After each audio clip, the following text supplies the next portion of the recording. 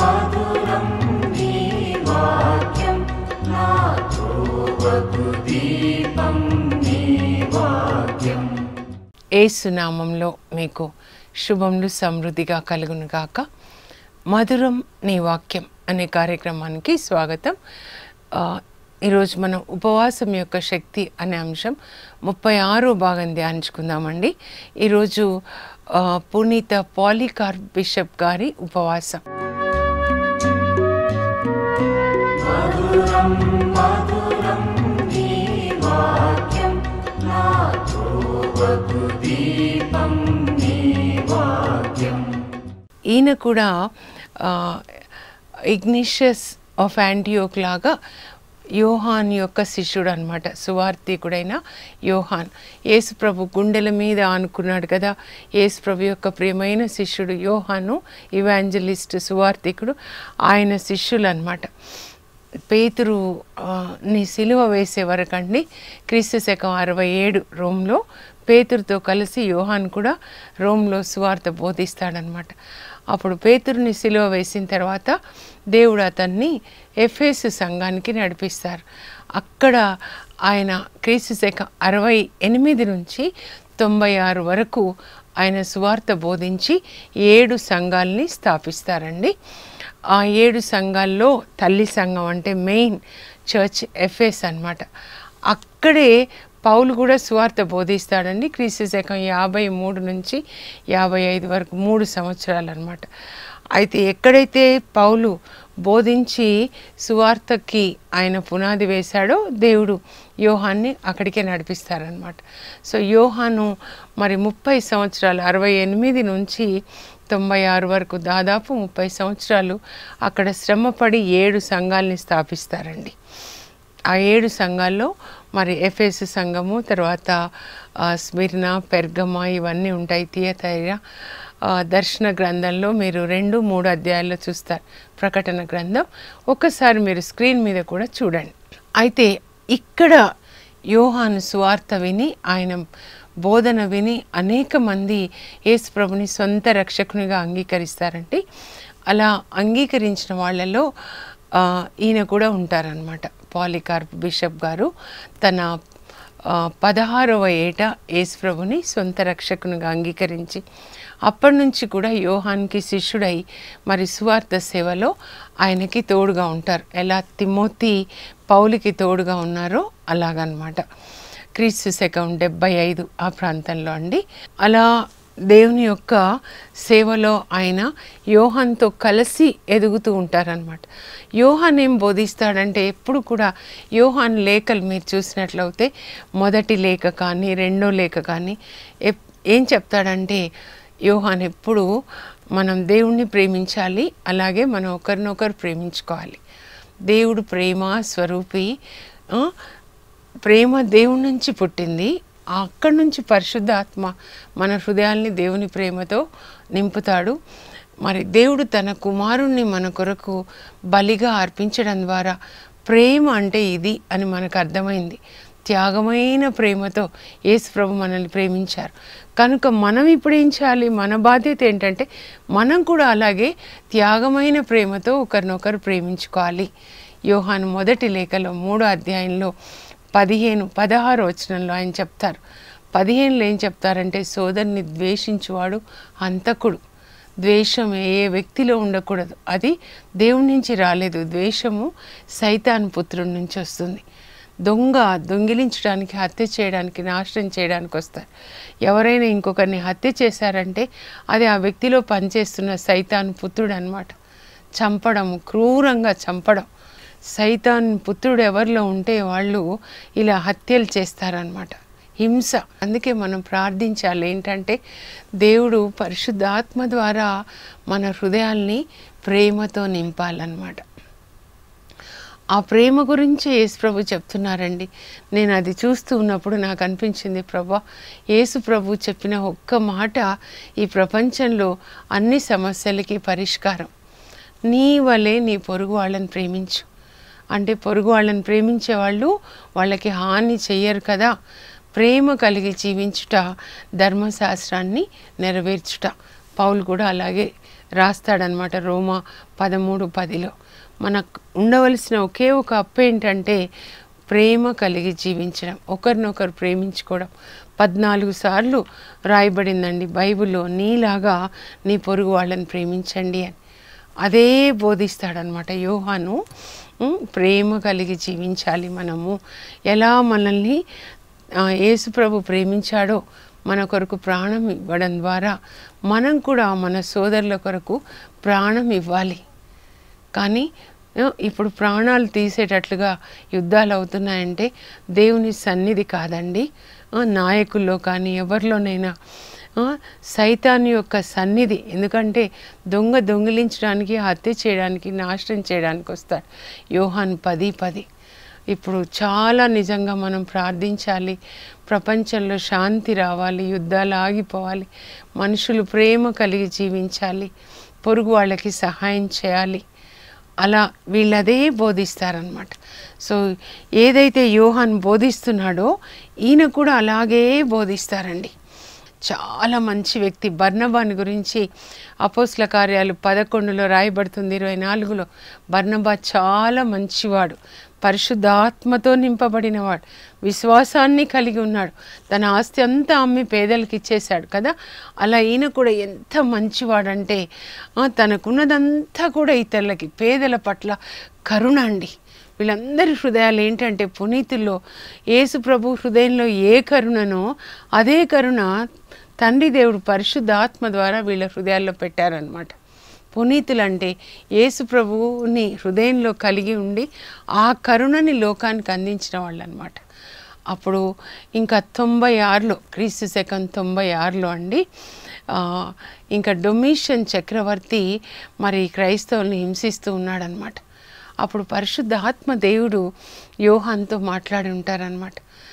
7 సంఘాలకి కూడా నీవు బిషప్స్ని అపాయింట్ చేయి, అధికారులను అపాయింట్ చేయి. అప్పుడు స్మిర్నా సంఘానికి మరి ఈ పాలీకార్ప్ గారిని బిషప్గా అపాయింట్ చేస్తారనమాట యోహాన్ గారు. ఇంకా అప్పుడు బిషప్గా అపాయింట్ చేసిన తర్వాత, బాధ్యతలు స్వీకరించిన తర్వాత ప్రేమ గురించి చెప్తూ ఒక్కొక్క కుటుంబానికి వెళ్ళి వాళ్ళ బాగోగులు చూసుకుంటూ వాళ్ళకి సహాయం చేస్తూ ఉంటారు. అప్పుడు మనం దర్శన గ్రంథం, ప్రకటన గ్రంథం 2వ అధ్యాయంలో 8 నుంచి 11 వరకు మరి ఈ స్మిర్నా సంఘాన్ని గురించి రాయబడిందండి. అక్కడ ఏంటంటే స్మిర్నా సంఘం చాలా చిన్న సంఘం అన్నమాట. అప్పుడు పేద సంఘం కూడా. కాబట్టి ఒకవైపేమో చక్రవర్తి హింసిస్తున్నాడు. 96లో డొమిషియన్ చక్రవర్తి అన్నమాట యోహాన్ని కూడా బంధించి ఈ ఎఫెసు సంఘానికి మరి 50 మైళ్ళ దూరంలో ఏజియన్ సముద్రంలో పద్మాసు ద్వీపంలో చెరసాల, చీకటి చెరసాల్లో బంధిస్తాడండి. ఇంకా ఈ సంఘాల్ని హింస పెడుతూ ఉంటారు. రోమా సైనికులు హింస పెడుతున్నారు ఒకవైపు యూదులు హింసిస్తున్నారనమాట. ఎందుకంటే వీళ్ళు మోషే ధర్మశాస్త్రాన్ని, యూద మతాన్ని విడిచిపెట్టి క్రొత్తగా ఏంటి క్రైస్తవ మతం అని వాళ్ళు క్రైస్తవులు హింసించడం మొదలు పెడతారు. అందులో ఈ సంఘము ఈ లోకరీత్యా చాలా పేదగా ఉంటుందండి. అందుకే ప్రభు ఏమంటారంటే, మీరు నిరుపేదలగుట నాకు తెలుసు, కానీ నిజానికి మీరు నిరుపేదలు కాదు. ఈ లోక విషయాల్లో మీరు నిరుపేదలేమో, కానీ దేవుణ్ణి కలిగి ఉన్నారు, ఆ దేవుని వాక్యాన్ని కలిగి ఉన్నారు, పరిశుద్ధాత్మని కలిగి ఉన్నారు. మీరు ఐశ్వర్యవంతులు. మీ బాధలు 10 దినములు మాత్రమే.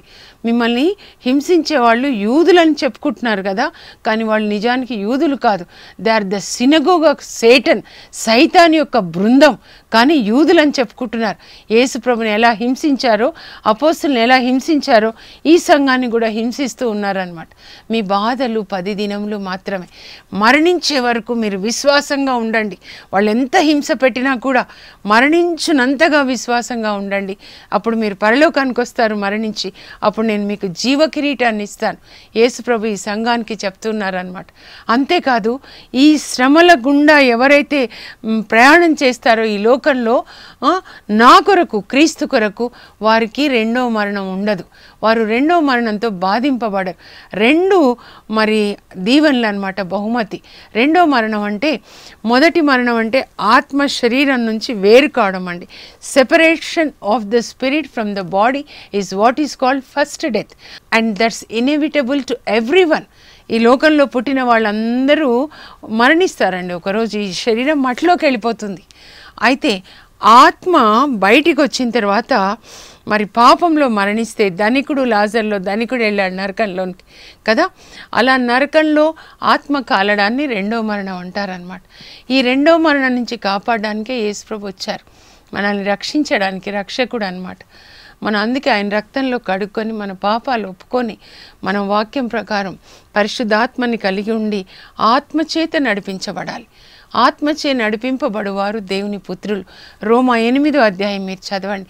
క్రీస్తు ఆత్మ, పరిశుద్ధ ఆత్మ, తండ్రి ఆత్మ ఎవరి యందు లేదో వాళ్ళు క్రీస్తునకి చెందిన వాళ్ళు కాదు. క్రైస్తవులు కావచ్చు, రిలీజియస్ పీపుల్ కావచ్చు, but they don't belong to Christ అని చెప్తారనమాట. Those who are led by the spirit of God are called God's children. ఆత్మ వలన నడపబడిన వాళ్ళు అనమాట. వాళ్ళు దేవుని యొక్క చిల్డ్రన్, దేవుని బిడ్డలు అని చెప్తున్నారు. సో ఈ సంఘాన్ని, ఈ పేద సంఘానికి మరి బిషప్గా అపాయింట్ చేస్తారనమాట యోహాన్ గారు. ఆయనని పద్మస్ ద్వీపంలో బంధించడానికి కొద్దిగా ముందనమాట. ఇంతగా బాధ పెడుతున్న ఈ సంఘానికి ఈయన తండ్రిలాగా ఉంటాడండి, వాళ్ళని కాపాడుతూ ఉంటాడు, రాత్రంతా వాళ్ళ కొరకు ప్రార్థిస్తాడు. ఈయన రహస్యం అదే అనమాట. అయితే ఒకసారి ఆయన అక్కడి నుంచి స్మిర్నా నుంచి రోమ్కి వెళ్తాడండి పాపు గారిని కలవడానికి. ఈస్టర్ పండుగ ఏ రోజు చేయాలి అని ఆ డేట్ని నిర్ణయించడానికి వెళ్తారనమాట. ఆయన ఆ రోమ్కి వెళ్ళి మళ్ళీ వచ్చేసరికి దాదాపు 2000 మైళ్ళు అనమాట. వచ్చేసరికి ఆయన ఇంకా స్మిర్నాకి చేరుకోకముందే ఆయనకి ఇన్ఫర్మేషన్ వస్తుంది, ఈ చక్రవర్తి అంటే ఇప్పుడు చక్రవర్తి ఎవరంటే 155లో అండి క్రీస్తు శకము. ఆయన పేరు ఎంపరర్ మార్కస్ ఆరిలియస్ అన్నమాట. ఇప్పుడు ఈయనకి ఈ పాలికార్ప్ బిషప్ గారికి 96 సంవత్సరాలు వస్తాయండి. 37 సంవత్సరాలకి బిషప్గా అపాయింట్ చేస్తే 60 సంవత్సరాల సంఘాన్ని కాపాడతాడండి బిషప్గా. అయితే ఆయనకి 96 సంవత్సరాల వయసు, క్రీస్తు శకం 155లో ఒక్కసారి ఆయన రోమ్కి వెళ్తారు పాపు గారిని కలవడానికి, ఈస్టర్ పండుగ డేట్ గురించి చర్చించి మళ్ళీ ఆయన తిరిగి వస్తూ ఉంటారనమాట. ఆయన వయసు ఇప్పుడు 96 సంవత్సరాలు అని చెప్పాను కదా. వస్తూ ఉన్నప్పుడు ఆయనకి ఇన్ఫర్మేషన్ వస్తుంది, మీరు స్మిర్నాలోకి వెళ్ళొద్దు బిషప్ గారు, ఎందుకంటే అక్కడ ఈ మార్కస్ ఆరిలియస్ ఎంపరర్ అనమాట క్రైస్తవుల్ని చాలా హింసిస్తున్నాడు, మీరు వెళ్ళొద్దు అని. అప్పుడు మీరు దాక్కోండి అంటే పాపం వాళ్ళ అడ్వైస్ విని ఒక చోట దాక్కుంటారు. కానీ ఒక బానిస మళ్ళీ ఆయన ఎక్కడున్నారో చెప్తారనమాట. అప్పుడు వాళ్ళు వచ్చి పట్టుకుంటారు ఆయనని. రోమా సైనికులు బంధించి ఇంకా ఆయనని అక్కడికి తీసుకొని వెళ్తారనమాట. ఆ స్మిర్నాలో ఉన్నటువంటి ఎంపరర్ దగ్గరికి. ఆ టైంకి అక్కడ ఉంటారనమాట ఎంపరర్. ఉన్నప్పుడు ఇంకా ఆయనని ప్రశ్నిస్తారనమాట. ఏంటనంటే, నువ్వు ఎందుకు ఇలా క్రీస్తుని సేవ చేస్తున్నావు, క్రీస్తుని ఎరగనని చెప్పు, క్రీస్తుని దూషించు, ఆ తర్వాత సీజర్ ఈజ్ లార్డ్ అని చెప్పాలి, అంటే చక్రవర్తి లార్డ్ అని చెప్పాలి, జీసస్ ఈజ్ లార్డ్ అని చెప్పడానికి వీలేదు, దూషించు అని చాలా హింసిస్తే అప్పుడు ఆయన అంటారు, 80 సంవత్సరాలు ఆయన సేవకునిగా నన్ను కాపాడి నాకెన్నో విజయాలు ఇచ్చారు ఆయన. అలాంటి నా క్రీస్తుని, నా రాజుని, నా రక్షకుణ్ణి నేను దూషించాలా, ఎరగనని చెప్పాలా? ఎన్నటికీ కాదు, నేను ఆ క్రీస్తుకి చెందిన వాడను అని చెప్పి అన్నప్పుడు చాలా కోపం వచ్చేస్తుంది అనమాట. అప్పుడు నాకు ఇలా ఎదిరించి మాట్లాడతావా అని చెప్పి అప్పుడు ఆ చక్రవర్తి ఏం చేస్తాడంటే, ఈయనని అగ్నిగుండంలో వేసేసేయండి అని చెప్తారండి. దానియేలు స్నేహితులని ఎలా అగ్నిగుండంలో వేశారు చూడండి, ఇలా అగ్నిగుండంలో వేసేసేయండి, కాల్చి ఆయనని చంపండి, ఎంత ధైర్యం నాకు ఇలా ఆన్సర్ ఇవ్వడానికి.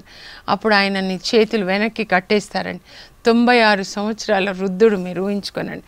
60 సంవత్సరాల సేవ తర్వాత చేతులు వెనక్కి కట్టేస్తారు. స్మిర్నాలోనే స్టేడియం అన్నమాట. అప్పుడు ఆయన ఆ సంఘమంతా వస్తుందండి బిషప్ గారి కొరకు. 60 సంవత్సరాలు అంటే ఎన్ని తరాలు కదా, అంతగా వాళ్ళని కాపాడాడనమాట. తనకు అప్పగించిన మందని జాగ్రత్తగా కాపాడాడండి ఆయన. యోహాను అప్పగిస్తాడనమాట. అప్పగించిన మందని జాగ్రత్తగా కాపాడతాడు. ఇంకా తన సంఘం వాళ్ళందరి ముందు స్మిర్నాలోని స్టేడియంలో చేతులు వెనక్కి కట్టేసి ఆయనని ఇంకా అగ్నిగుండంలోకి వేసేస్తారండి. అగ్నిగుండంలో దానియేలు స్నేహితులు ఎట్లా దేవుని స్తుతించారో ఈయన కూడా అలాగే స్తుతిస్తాడండి. పరలోక తండ్రిని స్తుతిస్తాడు. సర్వోన్నతుడా, సార్వభౌముడా, సర్వశక్తిమంతుడా, అబ్రాహం దేవ, ఇస్సాకు దేవ, యాకోబుల దేవ నీకు స్తోత్రం. యేసు రాజా, యూదుల రాజా నీకు స్తోత్రం. యూదా గోత్రపు సింహమ, లోకరక్షకుడ, పాప విమోచకుడ, పరిశుద్ధాత్మదేవ, ఆదరణకర్త, సత్యస్వరూపైన ఆత్మ, వివేకం నిచ్చు ఆత్మ, విజ్ఞానం నిచ్చు ఆత్మ, తెలివినిచ్చు ఆత్మ, దైవ భీతిని కలిగించు ఆత్మ నీకు స్తోత్రం అని ఆ త్రియేక దేవుని స్తుతిస్తూ ఉంటాడండి అగ్నిగుండంలో. అప్పుడు ఆయనకి చూడండి ఏం కాదు. దానియేలు స్నేహితులను వేసినప్పుడు ఎవరు చూస్తున్నారంటే నెబుకద్నెజర్ రాజు చూస్తున్నాడండి. ఇప్పుడు ఎవరు చూస్తున్నారంటే ఇప్పుడు ఈ చక్రవర్తి చూస్తున్నాడు. మార్కస్ ఆరీలియస్ అన్నమాట. రోమా చక్రవర్తి చూస్తున్నాడు. రోమా సైనికులు చూస్తున్నారు. యూదులు ఎవరైతే ఈయనని చంపేయాలని కుట్రబన్నారో ఈయన మీద, ఈయనని గురించి ఆ రోమా చక్రవర్తికి కంప్లైంట్స్ ఇస్తారో ఆ యూదులు చూస్తున్నారండి. ఆ తర్వాత ఇంకెవరు చూస్తున్నారంటే ఎఫెసీలకు రాసిన లేఖ 3:10 పౌలు రాస్తాడనమాట. తనని విశ్వసించిన ఇలాంటి పునీతులు యేసు ప్రభుని ప్రేమించేవాళ్ళు, వాళ్ళ ప్రాణాన్ని కూడా వాళ్ళు ప్రేమించలేదన్నమాట. ధనాన్ని ప్రేమించడం అది అసలు వీళ్ళ లిస్టులోనే ఉండదు. ఏ మనిషిని, అధికారాన్ని ప్రేమించలేదు. వాళ్ళ ప్రాణాలని కూడా వాళ్ళు ప్రేమించలేదన్నమాట. క్రీస్తు కొరకు ప్రాణాలు అర్పించేవాళ్ళు. పరలోకంలో అత్యున్నత సింహాసనం మీద ఉన్న దేవుడు ఇక్కడ భూమి మీద ఉన్న మనము, పాలికార్ప్ బిషప్ గారు ఇక్కడ ఉన్నారు భూమి మీద, అగ్నిలో కాలుతున్నారు, అగ్నిగుండంలో. పరలోకంలో దేవుడు, మధ్యలో సైతాను పిశాచులు ఉన్నాయన్నమాట ఆకాశ మండలంలో. వాటికి చూపిస్తున్నాడు, చూడు నా కొడుకు నన్ను ఎంత ప్రేమిస్తున్నాడో, తన ప్రాణాన్ని ప్రేమించట్లేదు చూడు అన్నప్పుడు సిగ్గుతో తలదించుకుంటాడనమాట సైతాన్. అలా ఆయన ఎంతసేపు అగ్నిగుండంలో దేవుని స్తుతిస్తూ ఉంటాడండి, త్రియేక దేవుణ్ణి. యేసుప్రభు కనబడలేదు కానీ యేసుప్రభే వచ్చి కాపాడుంటారనమాట. ఇంకా అప్పుడు ఆయన ఎంతసేపటికి కాలిపోవట్లేదు, దేవుని స్తుతిస్తూ ఉన్నాడు. అప్పుడు ఇంకా ఆ చక్రవర్తి బయటికి తీయమని చెప్తాడనమాట అగ్నిగుండంలోంచి. ఆయనను బయటికి తీసిన తర్వాత ఈయనని చిత్రవధ చేసి చంపండి, ఇప్పుడేమవుతుందో అని. అప్పుడు ప్రార్థించుంటారు, ఇంకా నన్ను కాపాడొద్దు యేసయ్యా, నేను మీ శ్రమల పాత్రలోంచి నేను తాగాలి. మీ శిష్యులు తాగారు కదా మీ శ్రమల పాత్ర నుంచి, తండ్రి మీకు ఇచ్చిన శ్రమల పాత్ర మీరు తాగారు, మీ శిష్యులు తాగారు, నేను కూడా తాగనివ్వండి. మీ శిష్యులతో కలిసి తండ్రి మీరు నాకు ఇచ్చిన శ్రమల పాత్రని నేను కూడా తాగనివ్వండి. నేను కూడా మీ కొరకు వేదసాక్షిగా మరణించే ఆ యోగ్యత నాకు దయచేయండి. అప్పుడు ఆ పునీతులతో కూడా నేను కూడా పునరుత్థానుడైన తర్వాత మీ పరలోకంలోనికి నేను ఒక మంచి సువాసన భరితమైనటువంటి బలి అర్పణగా మీ పరలోక సన్నిధికి చేరుదునుగాక అంటాడనమాట. యేసు ప్రభు శిలువ బలి అర్పణగా తనని సమర్పించుకున్నారు. ఆ బలి అర్పణ సువాసన ధూపమై తండ్రి చెంతకు చేరింది. అలాగే ఇప్పుడు నేను మరణించినప్పుడు నా మరణం కూడా సువాసన ధూపమై ఒక సువాసన బలి అర్పణగా మీ చెంతకి చేరనివ్వండి. ఇది అందరికీ అర్థం కాదండి. అలా ప్రార్థిస్తాడనమాట. అప్పుడు ఆయనని అగ్నిగుండంలోంచి బయటికి తీసిన తర్వాత యూదులు ఉన్నారు చూడండి, యేసుప్రభుని హింసించిన యూదులు, పౌలుని హింసించిన యూదులు, వాళ్ళు ఏం చేస్తారంటే ఆయనని కత్తులతో పొడుస్తారండి. పొడిచి చివరికి ఈటెలతో పొడిచి చంపుతారనమాట. అప్పుడు ఎవరు చూస్తున్నారంటే వాళ్ళ బిడ్డలందరూ, స్మిర్నా సంఘం వాళ్ళనమాట. అప్పుడు వాళ్ళకి ఈయన మాదిరిగా ఉంటాడు. యేసుక్రీస్తు కొరకు మీరు కూడా ఇలా ప్రాణాలు ఇవ్వాలి. అవును, వాళ్ళ బిషప్ తండ్రి గారు నడిచిన అడుగు జాడల్లోనే వాళ్ళు కూడా నడుస్తారు. ఆ సంఘాన్ని ఎంతగా హింసిస్తారో వాళ్ళు అంతగా యేసు ప్రభు కొరకు జీవిస్తారనమాట. అప్పుడు ఆయనని అలా మరి పొడిచి చంపిన తర్వాత ఆయనని సమాధి చేస్తారండి. అప్పుడు ఆయన గురించి ప్యాంప్లెట్స్ రాస్తారనమాట, హ్యాండ్ బిల్స్. ఇలా మరి అన్యుడిగా ఉన్నాడు. 16 సంవత్సరాల వయసులో యోహాన్ గారి చేత బాప్తిస్మం పొంది యోహాన్కి శిష్యుడుగా ఉన్నారు. యోహాను మరి 96లో ఆయనను బంధించే ముందు బిషప్గా మా సంఘానికి స్మిర్నా సంఘానికి బిషప్గా అపాయింట్ చేశారు. 60 సంవత్సరాలు మాకు సేవ చేశాడు. ఒక మంచి కాపరి తన గొర్రెల కొరకు తన ప్రాణం ఇస్తాడు అని యేసుప్రభు చెప్పారు కదా, నేను నా గొర్రెల కొరకు ప్రాణం ఇస్తాను, మంచి కాపరిని. అలాగే మా బిషప్ తండ్రి గారు కూడా మా కొరకు, గొర్రెలమైన మా కొరకు ఆయన తన ప్రాణాన్ని ఇచ్చాడు. ఆయన మాలో రగిలించిన ఈ ప్రేమ అగ్ని, ఈ విశ్వాసపు అగ్ని ఎల్లప్పుడూ మండుతూ ఉండునుగాక అని వాళ్ళు ఆయన గురించి రాసి ఆ పత్రాలు, హ్యాండ్ బిల్స్, కరపత్రాలు అంతా పంచుతారంట.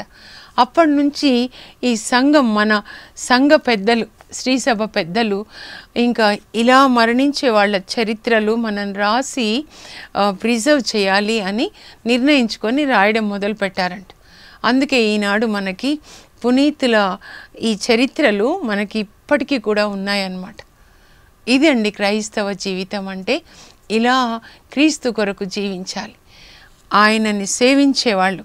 ప్రభు అంటారు, నన్ను వెంబడింపగోరువాడు తనను తాను త్యజించుకొని తన సిలువనెత్తుకొని నన్ను వెంబడించాలి. గోధుమ గింజ భూమిలో పడి నశించిననే తప్ప అది ఫలించదు. ఆయన కూడా సెయింట్ ఇగ్నీషియస్ ఆఫ్ యాంటియోక్ లాగా ఆయనేమో సింహాల చేత చీల్చబడ్డాడు, తినబడ్డాడు. ఈయననేమో మంటల్లో వేసి కాల్చి తర్వాత ఈటెలతో పొడిచి చంపేశారు తన సంఘం ముందు అన్నమాట. పరలోకంలో దేవుడు చూస్తున్నాడు, మరి ఆకాశ మండలంలో సైతాన్ వాళ్ళు చూస్తున్నారు, యూదులు చూస్తున్నారు. Who can separate us from the love of God? దేవుని ప్రేమ నుంచి, క్రీస్తు ప్రేమ నుంచి ఎవరు నన్ను వేరు చేయగలరు? మరణమా, హింసలా, ఏది కూడా వేరు చేయలేదు. ఆయన అప్పటి ఆ పాలికార్పు బిషప్ గారు ప్రేమాగ్ని జ్వాలల్ని రగిలించిన ఆయన మనకి ఒక ఆదర్శంగా ఉండునుగాక. పాలికార్ప్ బిషప్ గారు ఆ ఎంపరర్కి ఇచ్చిన సమాధానం, తర్వాత మరణించే ముందు ఆయన చేసిన ప్రార్థన నేను ఒకసారి చదువుతానండి, మీరు స్క్రీన్ మీద చూడండి. ఎందుకంటే మన హృదయాలు క్రీస్తు కొరకు అలాగున మండాలి. క్రీస్తు తెలియదు అని క్రీస్తుని దూషించు అన్నప్పుడు ఆయన అంటారు, పాలికార్ప్ బిషప్ గారు ఆ ఎంపరర్తో, చక్రవర్తితో, 80 సంవత్సరాల సేవలో నాతో ఉండి నాకు ఎన్నో విజయములను ప్రసాదించిన నా యేసును, నా రాజును, నా ప్రభువుని, నా రక్షకుని దూషించుటయా? నో, నెవర్, ఎన్నటికీ కాదు, నేను క్రైస్తవుడిని అంటాడనమాట. 86 years have I served him and never did he fail me. How could I now blaspheme my king, my savior? I am a Christian. ఆ తర్వాత ఆయనని ఈటెలతో పొడిచినప్పుడు ప్రాణం పోతూ దేవునికి వందనాలు చెప్తూ ఈ ప్రార్థన చేస్తారండి. ప్రభు, నన్ను మీ సాక్షిగా మలచినందులకు వందనములు. వేద సాక్షులతో కలిసి నీ శ్రమల పాత్రలోనిది త్రాగుటకు నన్ను యోగ్యునిగా గణించినందులకు స్తోత్రములు. సువాసన భరితమైన బలి అర్పణగా నన్ను మీ పరలోకంలోనికి స్వీకరించండి. Father, I thank you for making me worthy to drink the cup of Christ along with the martyrs. May I be received among them in your presence as a rich and pleasing sacrifice. ప్రార్థన చేసుకుందాం. పరలోకపు మా తండ్రి, మీ పరిశుద్ధ నామం నాకు స్తోత్రములు. యేసయ్యా, మీరు ఎలా సువాసన బలి అర్పణగా మా కొరకు ప్రాణాన్ని అర్పించారు, అలాగే మేము కూడా మీరు నడిచిన బాటలో నడవడానికి మాకు కృప దయచేయండి. అపోస్తులు అలాగే ఈ పునీతులు నడిచిన బాటలో నడవడానికి కృప దయచేయండి. మేము ఈ లోకాన్ని కానీ మా శరీరాన్ని కానీ ప్రభా దేన్ని ప్రేమించకూడదు. మీకు సాక్షులుగా మీ కొరకు జీవించాలి, మీ కొరకు మరణించాలి. పౌలు చెప్పినట్లుగా నేను జీవించిన మరణించిన క్రీస్తు నా శరీరమందు మహిమపరచబడతాడు. నా వరకైతే బ్రతుకుట క్రీస్తే, చావైతే లాభమే. Whether I live or die, Christ will be exalted in this body. For to me to live is Christ, to die is gain. అలాంటి అగ్ని అభిషేకం మాకు దయచేయండి. యేసు నామంలో అడుగుచున్నాం తండ్రి, ఆమేన్. జీవించే ఒక్క జీవితము ఇలా జీవించాలండి. God bless you. Have a blessed day.